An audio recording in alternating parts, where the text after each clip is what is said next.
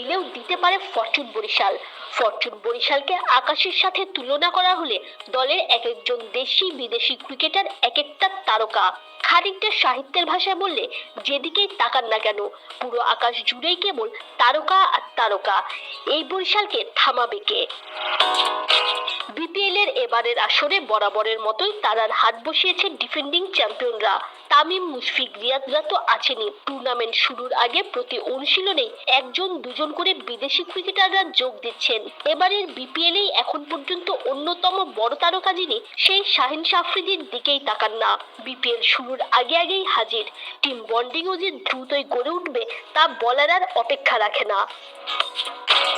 BPL এর বাকি দলগুলোর মধ্যে কয়েক দলের বিদেশি ক্রিকেটারদের এখনো অনেকেই দলে যোগ দিতে পারেননি। বরিশালের স্কোয়াডে থাকা সব বিদেশি ক্রিকেটারদের হিসেব ভুলে কেবলমাত্র যদি এখন পর্যন্ত যারা চলে এসেছেন সেই লিস্ট করা হয়, প্রতিপক্ষ দল খানিকটা হলেও ভড়কে যেতেই পারে। শাহিন আফ্রিদি, কায়েল মায়ার্স, মোহাম্মদ নবী, ফাহিম আশরাফ, জাহানবাদ খান।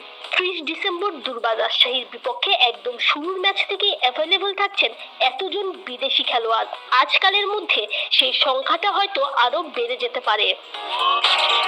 পরিকল্পনা মাফিক সব হচ্ছে। তারকারা দলে যোগ দিচ্ছেন সময় মতো। একটা ফ্র্যাঞ্চাইজি দলের মালিক পক্ষ টিম ম্যানেজমেন্টের জন্য এর চেয়ে স্বস্তির আর কি বা হতে পারে? দলের প্রধান কোচ মিজানুর রহমানের